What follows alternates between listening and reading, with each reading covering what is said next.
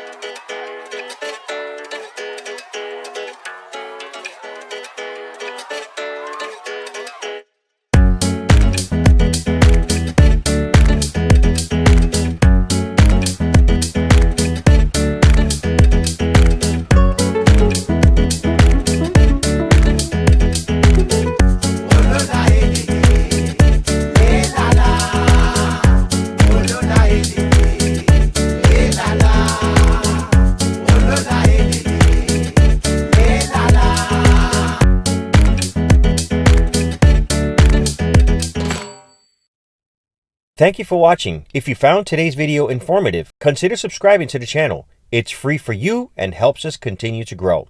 Also, if you found this information valuable, please give the video a thumbs up. It really helps others discover it. And don't keep these opportunities to yourself. Share this video with friends, family, or anyone who might benefit from these insights. Don't forget to follow me on Instagram at Properties by Masters and visit my website at propertiesbymasters.com.